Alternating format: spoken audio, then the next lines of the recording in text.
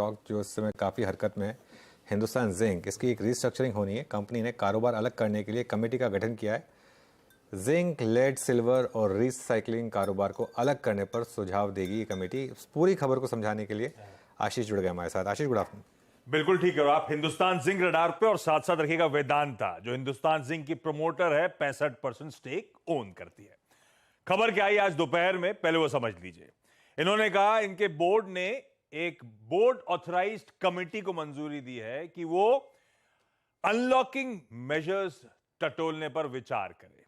इनका कहना है कि जिस तरह का स्केल है, नेचर है और पोटेंशियल अपॉर्चुनिटीज हैं हिंदुस्तान जिंक के तमाम बिजनेस वर्टिकल्स में, एक कॉम्प्रिहेंसिव रिव्यू करने की जरूरत है इनके कॉर्पोरेट स्ट्रक्चर को, ताकि एक बढ़िया सा अनलॉकिंग पोटेंशियल बन सके, वैल्यू क्रिएट हो सके।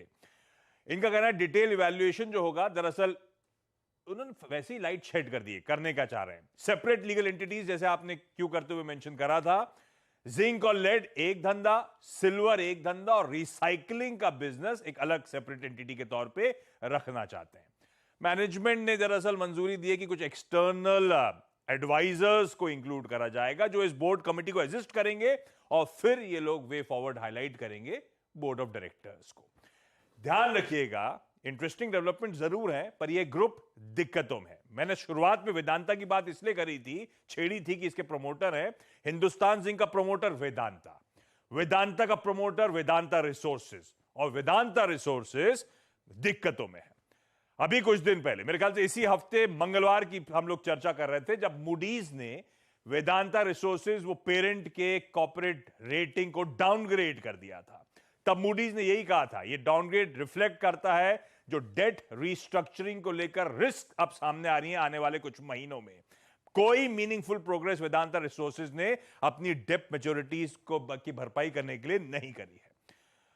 वेदांत, अच्छा अटकलें तो खैर हिंदुस्तान जिंक की खबर आई, ऐसी अटकलें वेदांता को भी लेकर लग रही हैं, पर उस पर नहीं जाऊंगा। एक बहुत इंटरेस्टिंग रिपोर्ट साइट करता हूं सिटी की, जो सब चीजें पर्सपेक्टिव में रख देगी। सिटी की रिपोर्ट थी यह कहते हुए कि वेदांता रिसोर्सेज जो पेरेंट है वो FY24 के अपने ऑब्लिगेशंस मीट अप कर लेगा, पर यह प्योर डिविडेंड वेदांत हिंदुस्तान जिंक से, वेदांता की अर्निंग से और ये ब्रांड फी वगैरह से FY25 की जो ऑब्लिगेशंस हैं वो मीटअप नहीं होगी। वो कह रहे हैं वेदांता रिसोर्सेज की ग्रॉस डेट जो है वो $6.5 बिलियन की है, जिसमें से रीपेमेंट्स और इंटरेस्ट ड्यू FY24 में $3.5 बिलियन के और उसके बाद FY25 में $4 बिलियन के हैं। और इनको विकल्प जो है उसमें आयरन ओर और स्टील एसेट्स को बेचना, नए लोन्स, अपनी ब्रांड फी को मोनेटाइज करना, फर्दर प्रोमोटर स्टेक करना, इसके बिना ये काम हो नहीं पाएगा। तो इसीलिए मैंने ये सब मेंशन करा। वो रिपोर्ट ब्यूटीफुली हाईलाइट करी थी इसके चैलेंजेस और क्या कदम ये उठा सकते हैं या उठाने पड़ेंगे। उसी कड़ी में आप समझिए हिंदुस्तान जिंक का आज ये अपडेट आता हुआ। शुक्रिया आशीष। अब फिर इंतजार रहेगा कि वेदांत की तरफ से इस तरह की डेवलपमेंट का बात है, क्योंकि वो इवेंचुअली दोनों के लिए हिंदुस्तान जिंक का अपडेट सामने आ गया। हिंदुस्तान वेदांता का भी आना है, काफी इंतजार के बाद आएगा शायद, लेकिन वेदांता का भी आना है। इशू पता है क्या है इसमें, मैं बताता हूँ फिर से। इतनी बार इसमें हमेशा जब भी आप होप लेके चलें कि कुछ ना कुछ अच्छा आएगा, कुछ ना कुछ गड़बड़ हो ही जाती है। और मैं इसीलिए कह रहा हूँ आ जाने दीजिए उसको, जो ऑफिशियल आएगा, क्या निकल कर आएगा, क्या नहीं निकल कर आएगा, क्या पैटर्न बनेगा, किस तरीके से होगा और माइनॉरिटी शेयर होल्डर्स के लिए क्या होगा उसमें, इस चीज़ का हमको ध्यान रखना होगा कि माइनॉरिटी के लिए क्या मिलने वाला है। तो मेरे ख्याल से जल्दबाजी ना करें इसमें, तो बेटर रहेगा।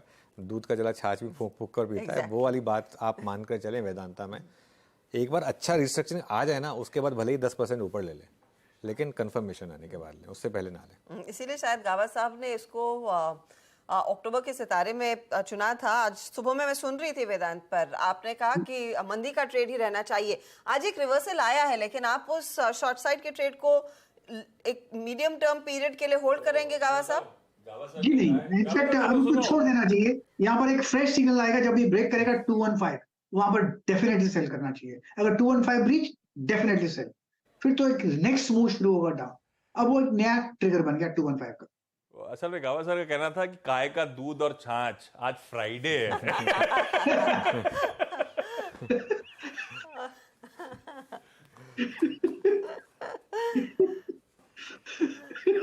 चलिए शुक्रिया आशीष इस अपडेट के लिए। अब आशीष अपना जाके फ्राइडे एंजॉय करेंगे और मार्केट्स पर अब हम और थोड़ी देर के लिए चर्चा करेंगे। वेदांत, आपकी स्क्रीन पर एक बहुत बढ़िया रिवर्सल देखने को मिला जरूर है और हिंदुस्तान जिंक भी एक बार लगे हाथ स्क्रीन पर दिखा ही देते हैं। अच्छा, ट्रेडर्स को गाबा साहब ने तो कहा 215 वो लेवल है, वो उसके नीचे जाए तो सीधा शॉर्ट करेंगे आप वेदांत को।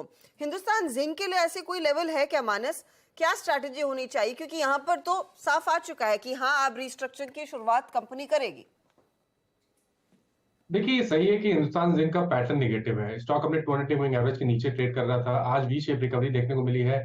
और इम्पॉर्टेंट ये है कि शॉर्ट इसलिए नहीं करेंगे क्योंकि अगर आप मेटल क्षेत्र के दूसरे स्टॉक्स देखें तो वहां पर स्ट्रेंथ दिख रही है, कुछ स्टॉक्स में रिवर्सल के साइन देखने को मिल रहे हैं। इसलिए मेरी राय शॉर्ट करने की नहीं रहेगी। आई थिंक यहाँ पर खरीदारी नहीं करनी है, लेकिन शॉर्ट करने की राय भी नहीं रहेगी। हो सकता है यहाँ पे एक छोटा सा पुल बैक देखने को मिले जिसमें आपको 318 320 के भाव वापस देखने को मिले, तो शॉर्ट नहीं करना चाहिए हिंदुस्तान जिंक करंट लेवल्स पे। अच्छा, अब सेंसेक्स ने अभी 66